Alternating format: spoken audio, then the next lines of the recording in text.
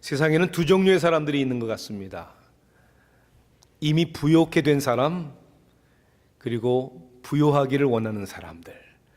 물론 이것은 세속적인 가치관을 가진 사람들의 이야기입니다.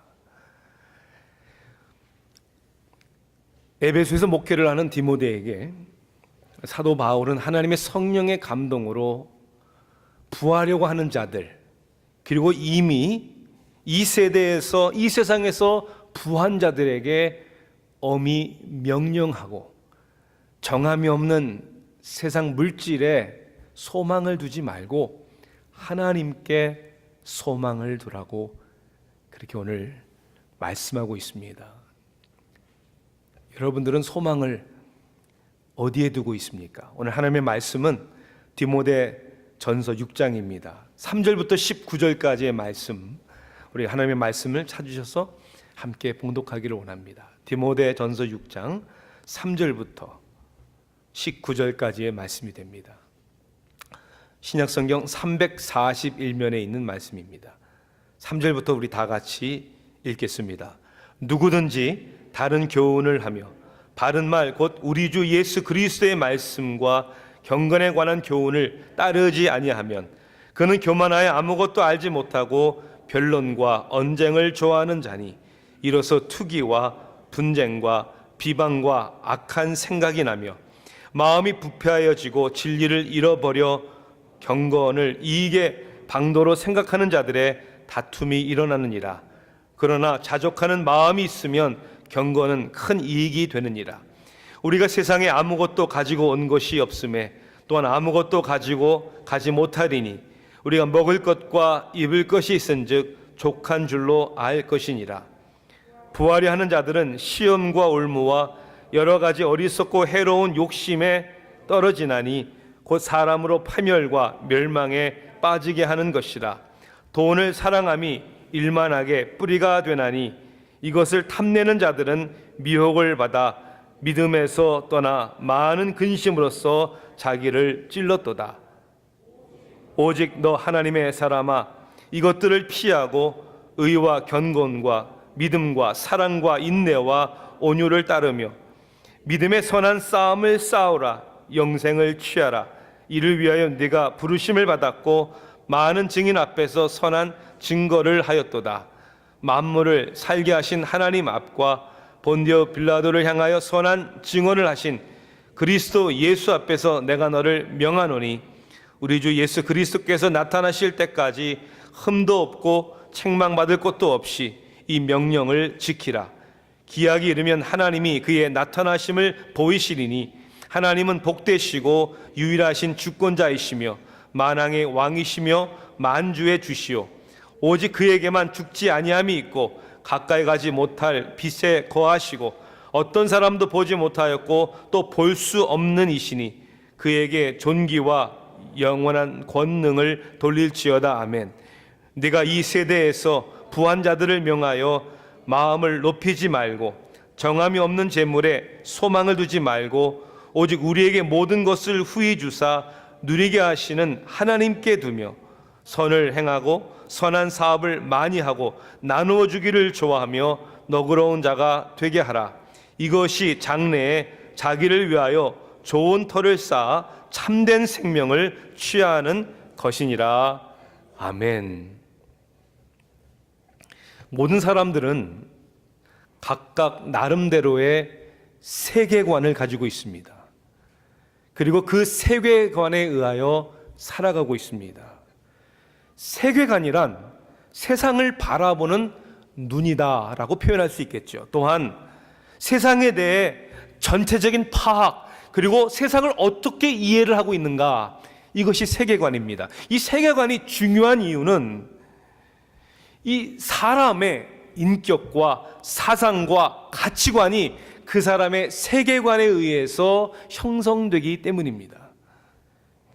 세상의 세계관을 우리는 크게 두 가지로 나눌 수 있습니다. 하나는 세상을 창조하신 하나님의 존재를 인정하고 믿는 세계관이고, 또 하나는 반대로 창조주 하나님을 부인하는 무신론적인 세계관입니다. 이 두 세계관의 차이를 우리는 이렇게 분리할 수 있고 설명할 수 있습니다. 세상의 본질적인 문제를 이해하는 차이가 있는 것이죠. 도대체 존재하는 것들은 어디서 오는 것일까? 본질은 무엇일까? 기독교적인 세계관은 하나님이 창조하셨다, 우리는 그렇게 믿습니다. 그러나 무신론적인 세계관은 세상에 있는 모든 것들은 그냥 자체적으로 존재하고 있는 것이다, 그렇게 생각하는 것이죠. 또한 진리의 문제를 이해하는 차이도 너무나도 상이하게 다릅니다. 진리란 무엇인가? 절대적인 옳고 그름의 진리는 있는 것일까? 기독교적인 세계관은 하나님의 존재를 믿기 때문에 하나님께서 우리에게 제정하신 법이 있기 때문에 우리는 십계명들을 포함하여 절대적인 기준이 있다, 절대적인 가치가 있다, 진리가 있다, 그렇게 믿고 그 절대적인 기준과 가치관과 진리를 추구하며 살아갑니다. 그러나 무신론자들에게는 절대적인 가치는 없고 상대적인 것이다 라고 결론을 지을 수밖에 없다는 것이죠. 또 하나의 차이는 인간의 존재에 대한, 인간의 문제에 대한 이해의 차이입니다. 인간은 어디서 왔는가? 도대체 인간이라는 것은 무엇인가? 그저 몸뿐인가? 인간에게는 혼이 있는가? 영이 있는가? 도대체 살아있다는 삶의 의미는 무엇인가? 인간이 죽으면 그 후는 어떻게 되는 것일까? 이것을 생각하는 세계관, 기독교적인 세계관은 하나님이 인간을 만드셨기 때문에 인간은 본질적으로 존엄성이 있다, 우리는 그렇게 믿는 것이죠. 미국의 독립선언문을 보면 그러한 내용이 나오죠. 다음과 같은 사실을 자명한 진리로 받아들인다. 즉 모든 사람은 평등하게 창조되었고 하나님이라는 창조주가 있기 때문에 그 하나님에 의해서 평등하게 창조되었고, 창조주는 몇 개의 양도할 수 없는 권리를 부여했으며 그 권리 중에는 생명과 자유와 행복의 추구가 있다. 이것이 바로 창조주 하나님을 믿는 기독교적인 세계관에서 나오는 이해와 결론입니다. 또한 인간은 육체 이상의 영혼이 있기 때문에 죽음에서 인간은 끝나는 것이 아니라 영원히 존재한다고 우리 기독교적인 세계관으로서 우리는 그렇게 믿고 살아갑니다. 반대로 무신론적인 세계관은 인간이란 그저 오랜 시간과 우연에 의해 진화된 생명이다, 이렇게 믿는 것이죠. 예일대학교의 셸리 케이건 교수는 죽음이란 무엇인가라는 책에서 무신론적인 세계관으로 보는 죽음의 정의를 다음과 같이 내립니다. 이것이 무신론적인 세계관을 가진 사람들의 결론입니다. 우리는 인간이란 기계다. 그리고 기계가 작동을 멈추는 순간 모든 게 끝난다. 죽음은 우리의 머리로 이해할 수 없는 거대한 신비가 아니라 죽음은 결국 컴퓨터가 고장나는 것과 다를 바 없는 현상이다. 모든 기계는 언젠가는 망가지게 되어 있다. 이러한 무신론적인 세계관을 가진 사람들에게 여러분, 소망이란 무엇입니까? 그래서 하나님을 배제한 세계관을 가진 사람들에게 최고의 가치는 물질입니다. 그리고 그들의 소망은 부요하게 되는 것입니다. 그래서 세상에는 부요한 사람이 있고 부요코자 부단히 노력하는 사람들이 있다는 것이죠. 안타까운 것은 교회를 다니거나 하나님을 믿는다고 하는 사람들조차도 믿음의 세계와 세상에 살아가는 세계관과 완전히 동떨어진 삶을 사는 사람들이 있다는 거예요. 디모데에게 그래서 사도 바울은 적어도 하나님을 믿는 사람들에게는 하나님이란 존재를 믿기 때문에 믿음의 세계관을 가져야 한다는 것이죠. 부하려 하는 자들, 그리고 이 세대의 세상적으로 부한 자들에게 명하라라고 말하는 거예요. 뭐라고 명합니까? 정함이 없는 재물에 소망을 두지 말아라. 하나님을 믿기 때문에 정함이 없는 세상의 물질에 소망을 두지 말라. 우리에게 필요한 것이지 우리의 도구가 되는 것이지 우리의 목적이 될 수 없고 우리의 신뢰의 대상이 될 수 없다는 것이죠. 오히려 오직 우리에게 모든 것을 후히 주사 누리게 하시는 하나님께 두며 오늘 여러분들의 세상을 살아가는 세계관이 어떤 것인가는 나는 무엇을 소망하는가, 나는 무엇을 기대하는가, 나는 무엇을 추구하며 사는가, 여러분 그것을 통해 알 수 있다는 거예요.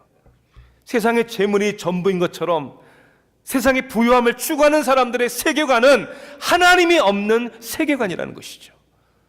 정함이 없는 것에 소망을 두지 말고 오늘 저와 여러분의 인생에 우리의 창조주 되시고 우리의 주인이 되시고 그리고 우리의 인생의 끝에 우리의 심판주 되시는 하나님께 소망을 두는 저와 여러분이 되기를 주님의 이름으로 축원합니다. 자, 왜 하나님께만, 이 세상의 재물이 아닌 하나님께만 우리가 소망을 두어야 하는가? 하나님 외에는 그 어떠한 소망이라도 어리석기 때문입니다. 17절에 그렇게 말씀하죠. 네가 이 세대에서 부한 자들을 명하여 마음을 높이지 말라, 이런 말은 교만하지 말아라, 그런 뜻이죠. 정함이 없는 재물에 소망을 두지 말고, 정함이 없는 세상의 물질에 소망을 둔 사람들에 대한 어리석음을 오늘 성경은 이야기하고 있습니다. 여러분, 하나님을 배제한, 하나님이 없는 삶에 부여하다 할지라도 여러분 소망을 두지 말아야 하는 이유는 하나님이 없는 삶의 허무함 때문입니다. 우리가 세상에 아무것도 가지고 온 것이 없음에 또한 아무것도 가지고 가지 못하리니, 지극히 일시적인 이 세상에 대해서 얘기하고 있지 않습니까? 무엇이 우리를 여러분 개런티를 줍니까? 아무것도 가지고 온 것이 없고 아무것도 가져갈 수 없는 것이 이 세상의 현실이다 라고 말씀하고 있는 것이죠.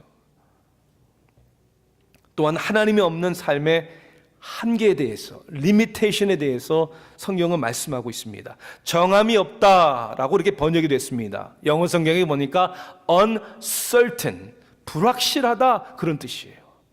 확실하지 않은, 개런티가 없는, 결국 뭐냐면 믿을 수 없는, 믿을 수 없다는 거예요.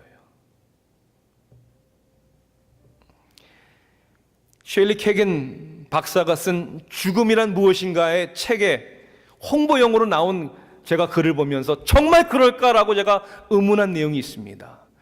예일 대학의 명강의라고 얘기하면서 시한부 선고를 받은 학생이 끝까지 들으려 했던 강의였다.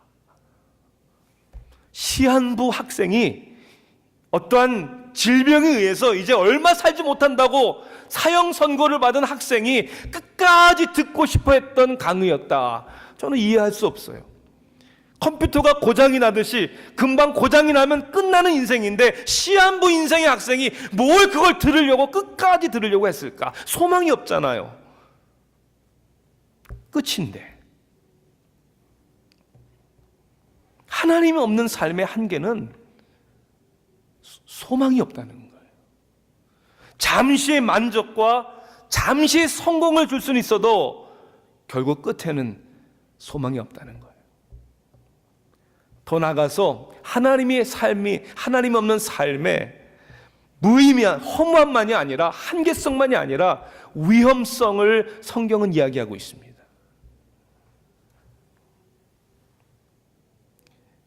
간디는 이런 얘기를 합니다. 세상은 사람들의 모든 필요를 채워주기에 충분하지만 욕심을 다 채워줄 수는 없다. 하나님을 배제한 세계관을 가진 사람들의 중심에는 욕심이 있다는 거예요. 그래서 오늘 9절 말씀에 이렇게 경고합니다. 부하려 하는 자들은 시험과 올무와 여러 가지 어리석고 해로운 욕심에 떨어지나니 곧 사람으로 파멸과 멸망에 빠지게 하는 것이라. 끝없는 욕심. 프레드 캐슬우드 경은 욕심에 대해서 이렇게 얘기를 합니다. 욕심이란 죽음 후에 영생이 없다고 믿는 생각의 결과이다. 여러분 그렇잖아요. 죽음이 끝이다 하면 이 세상에서 욕심을 낼 수밖에 없다는 거예요. 그래서 할 수 있는 대로 어떤 방법을 사용해서라도 소유한 것은 결코 놓치지 않으려고 붙잡으려고 하는 것이다. 이것이 세속적인 세계관을 가진 사람들의, 욕심이 주장하는 사람들의 모습이라는 것이죠. 그 결국은 멸망에 빠지게 하는 것이다. 시험과 올무와 여러 가지 어리석고 해로운 욕심에 떨어지나니, 그렇게 되어 있어요.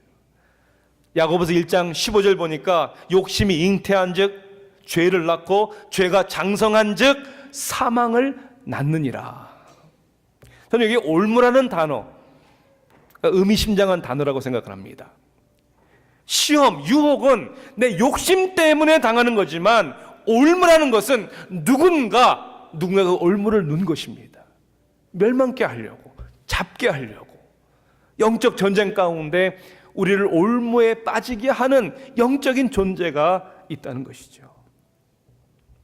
제가 전인적 치유수양회 때 꼭 나누는 예화 중에 하나가, 에스키모들이 예전에 총이 없을 때 늑대를 잡는 방법 중에 하나가 창에 동물의 피를 발아 얼린다고 하죠. 그리고 저 멀리 늑대가 나타날 만한 곳에 창을 꽂아 놓는다고 합니다. 피 냄새를 맡고 늑대들이 찾아옵니다.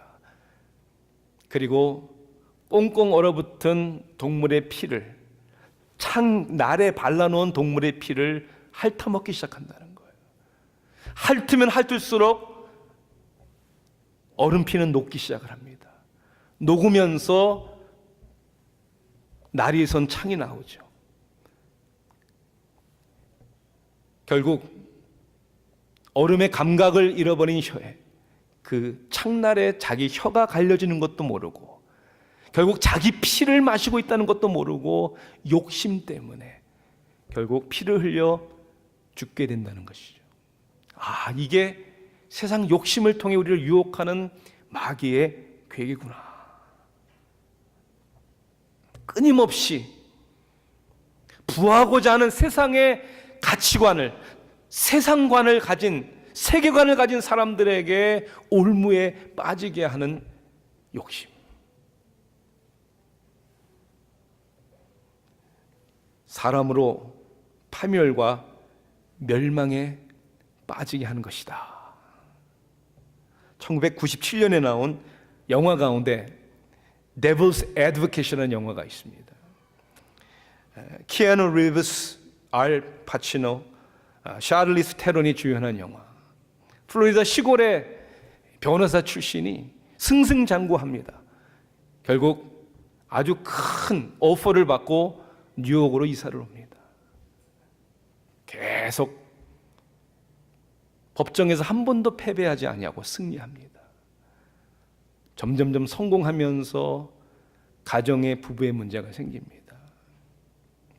그 이야기의 핵심은 알파치노가 나오는, 그가 주연을 맡은, 결국은 사탄이었죠. 사탄이 성공이라는 미끼를 통해서 우리는 눈에 보이지 않는 영적인 세계 가운데 끝없는 우리들의 욕심 속에 우리를 올무에 빠지게 하는, 그리고 가장 중요한 것을 놓치게 만드는 허무한, 그리고 우리의 인생을 행복하게 해줄 수 없는, 그리고 우리를 패망하게 만드는, 관계를 어그러뜨리게 만드는, 그래서 정함이 없는 재물에 소망을 두지 말라는 것입니다.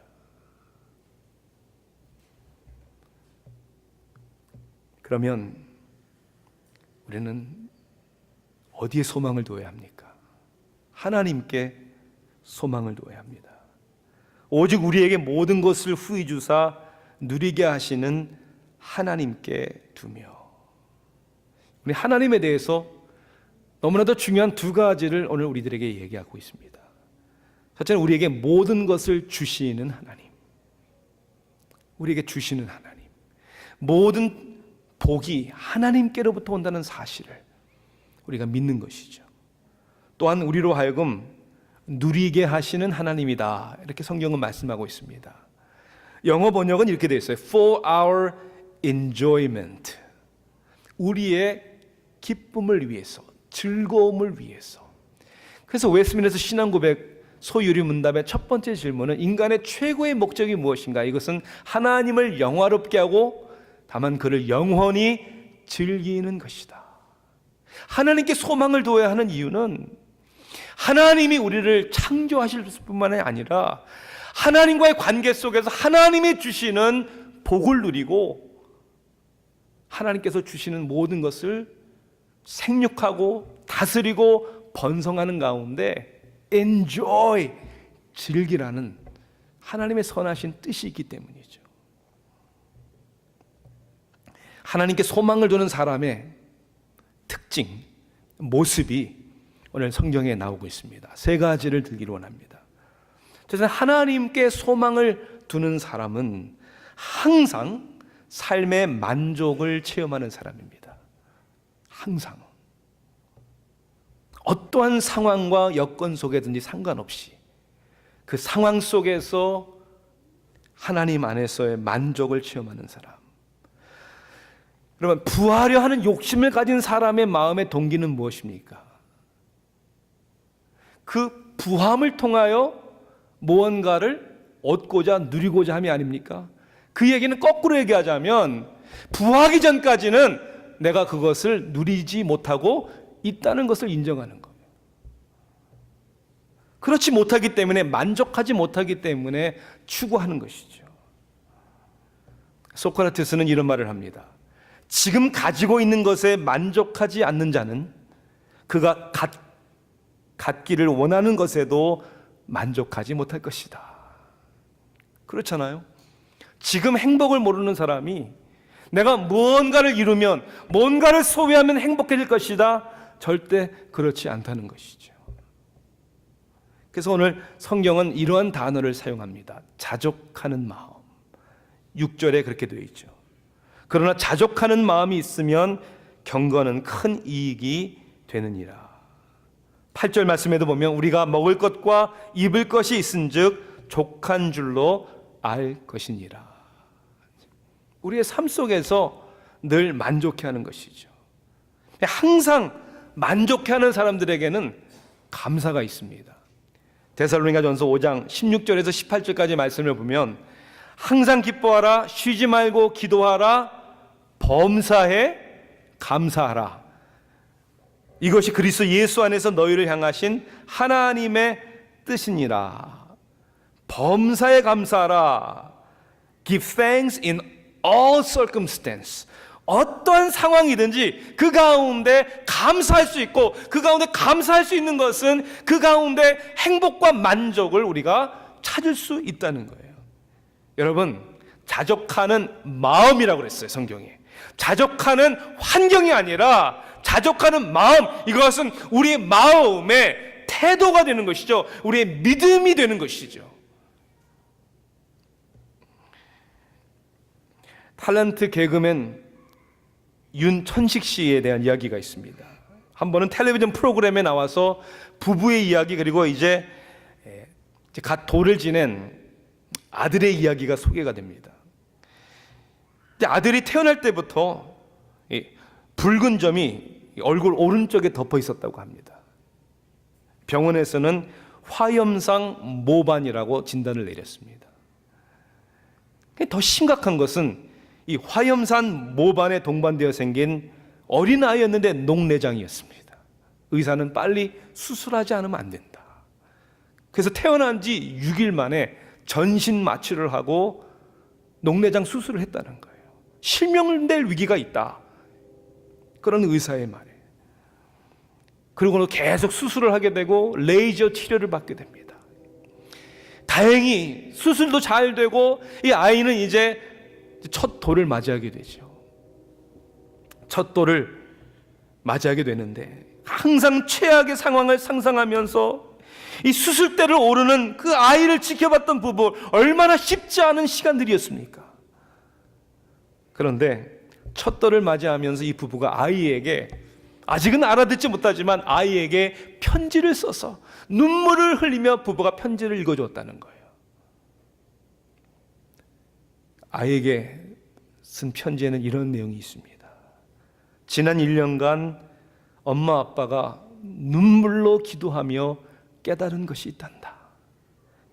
우리가 널 키우고 걷게 해주는 줄 알았는데 오히려 네가 우리를 바로 서게 해주었단다.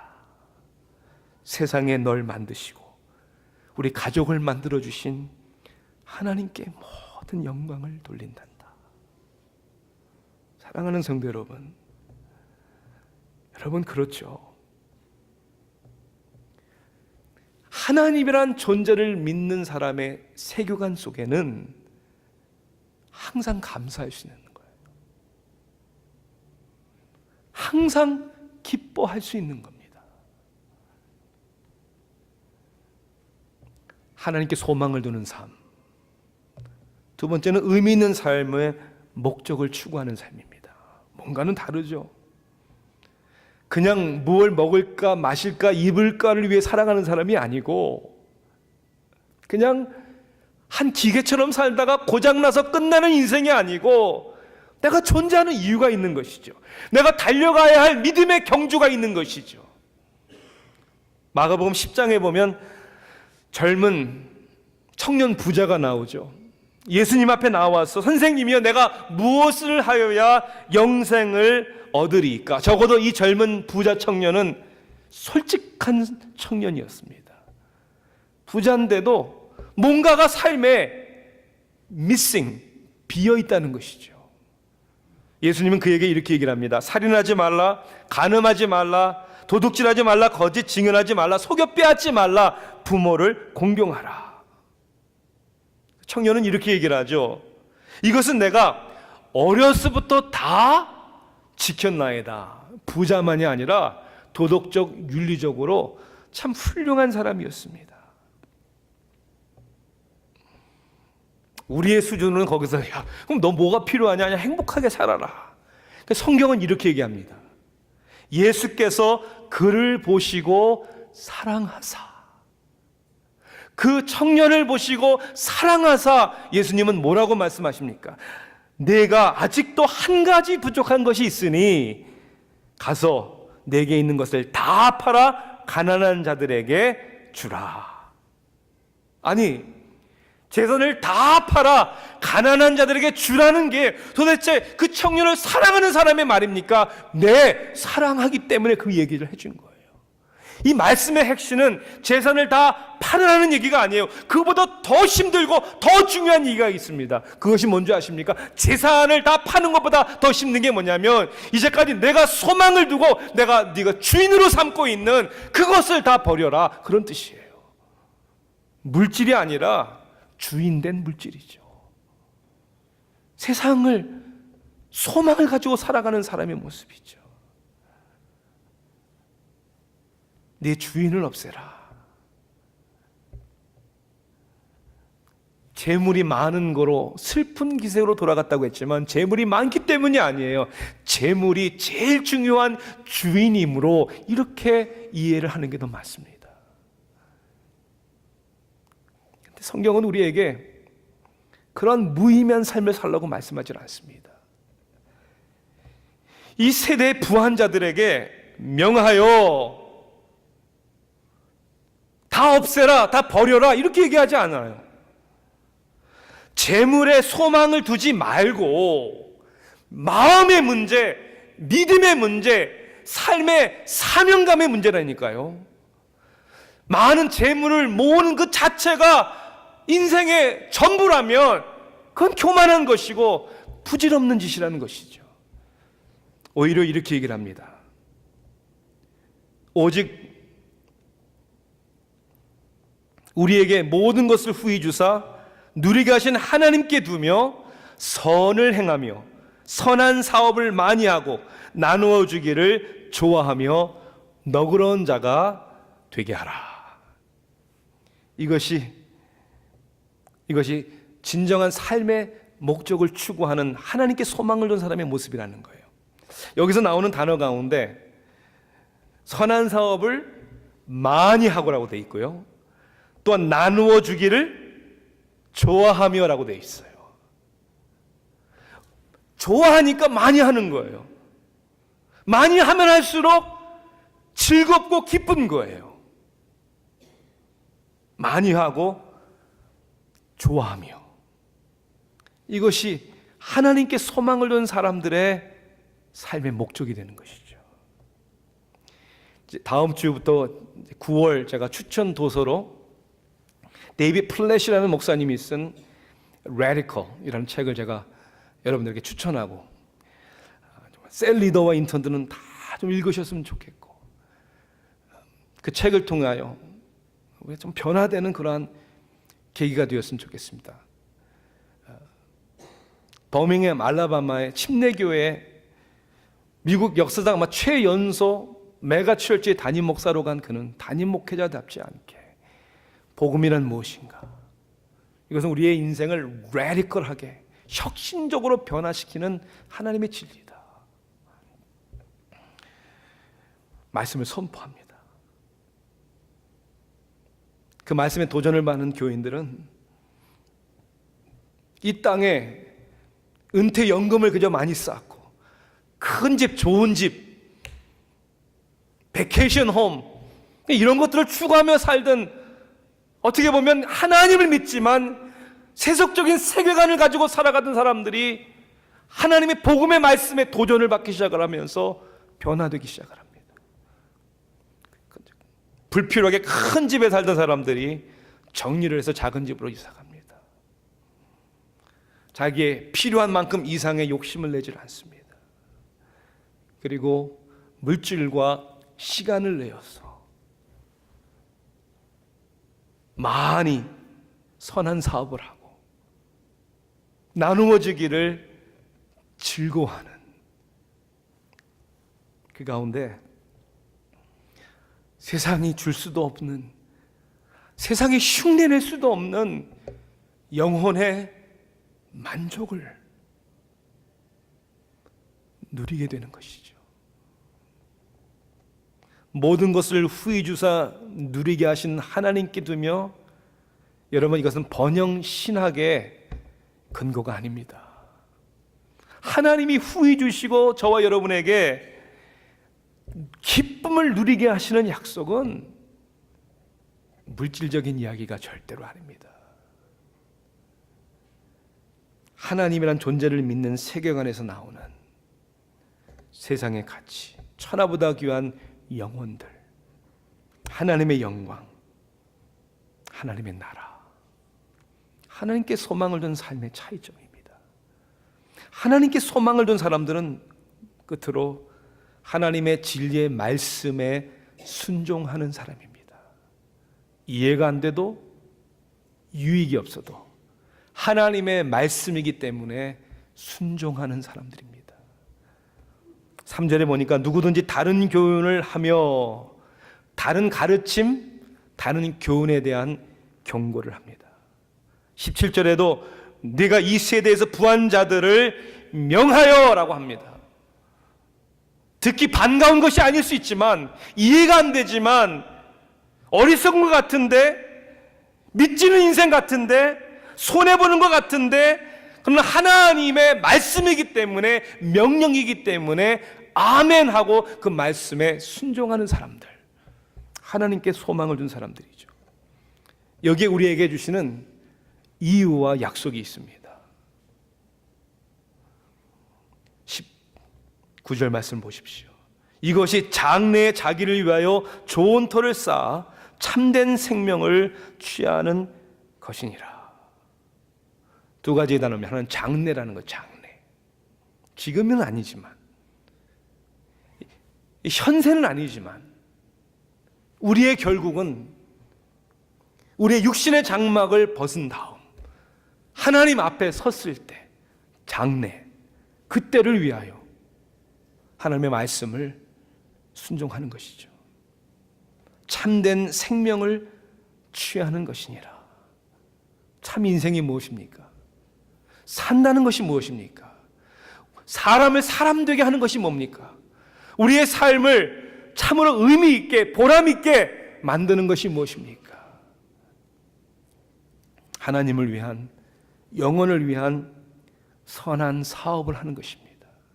하나님께는 영광의 도구요, 많은 사람들에게 축복의 통로가 되는 것입니다. 여러분은 어떠한 세계관을 가지고 살고 계십니까? 2000년 전 골고다 언덕에 선 십자가는 두 개의 정반대되는 세계관을 보여줍니다. 그리고 그 십자가는 세상의 모든 사람들을 두 개의 완전히 다른 세계관을 가지게 합니다. 자신들의 이권, 성공, 출세, 그리고 섬김을 받고자 하는 사람들은 예수 그리스도를 십자가에 못 박았습니다. 세상에 물질에 소망을 둔 사람들은 지금도 예수님을 십자가에 못 박는 것입니다. 그러나 우리 예수님은 여우도 굴이 있는데 당신은 머리 둘 곳도 없는 자로서 세상의 인기가 아니라 성공이 아니라 섬김을 받으러 오신 것이 아니라 섬기기 위하여 오히려 자신의 생명을 많은 사람들의 우리의 대성물로 드려지기 위하여 예수님은 그 십자가의 고난의 길을 가셨습니다. 그 십자가의 길이 얼마나 힘들었든지 할 수만 있거든 이 잔을 나에게서 피하게 달라고. 그러나 내 뜻대로 마옵시고 아버지 뜻대로 하옵소서. 바로 이것이 세계관의 차이입니다. 내 뜻대로 살아가는 세계관과 하나님 아버지의 뜻대로 살아가는 세계관. 정함이 없는 재물에 소망을 두지 마시고 오직 우리에게 모든 것을 후하게 주사 누리게 하시는 하나님께 두는 그리스도께서 가신 길을 따라가는 저 여러분 되기를 주님의 이름으로 축원합니다. 기도하시겠습니다.